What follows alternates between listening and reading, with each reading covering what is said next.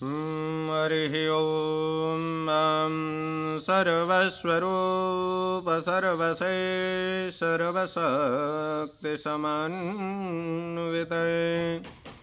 भयेभ्यस्त्राहिनो देवी दुर्गे देवी नमोऽस्तु ते। श्रीहरिं परमानन्दम् उपदेष्टारमीश्वरम्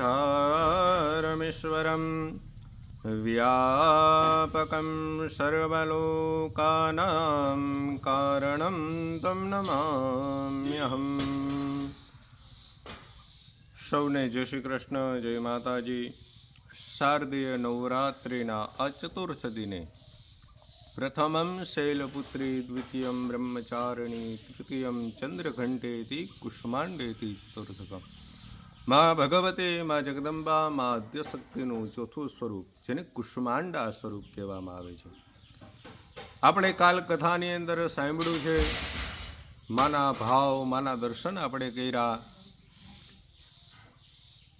કે મા ચંદ્રઘંટા સ્વરૂપ મહિષાસુર નામના દૈત્યનો માએ નાશ કર્યો છે, એમનો વિનાશ કર્યો છે, એમને પરમ ગતિની પ્રાપ્તિ કરાવી છે।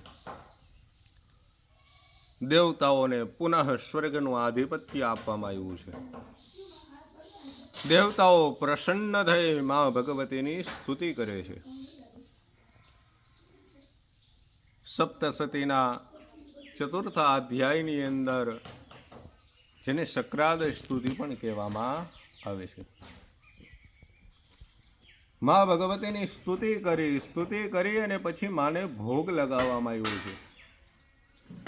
અને મા જે ભોગ કરે છે, માને જે પ્રસાદ અર્પણ કરવામાં આવે છે, માને જે નૈવેદ્ય અર્પણ કરવામાં આવે છે, એ નૈવેદ્ય સ્વરૂપ માનું એક નામ પડ્યું કુષ્માંડા।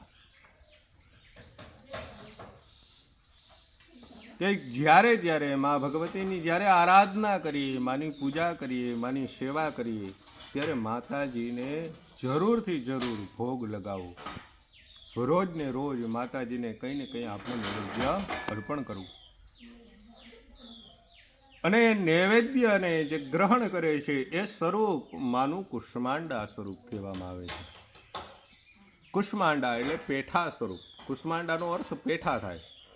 એ પેઠાનો માને ભોગ લાગે છે અને મા જેને ગ્રહણ કરે છે, જેને આરોગ્ય છે, એવી મા ભગવતી કુષ્માંડા સ્વરૂપ।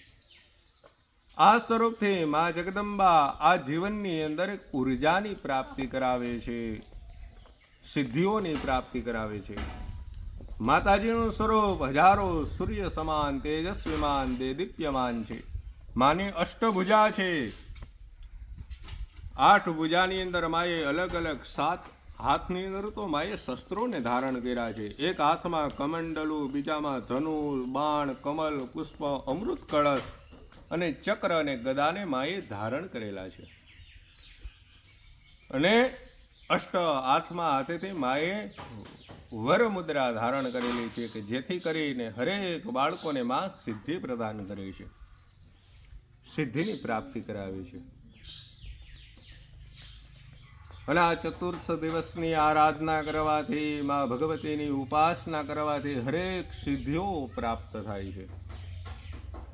એટલે તો મા પ્રસન્ન મુદ્રાની અંદર મા સિંહવાસિની મા ભગવતી પોતાના બાળકોને સિદ્ધિ પ્રદાન કરે છે। માતૃત્વ ભાવ છે, માનો સ્નેહ ભાવ છે।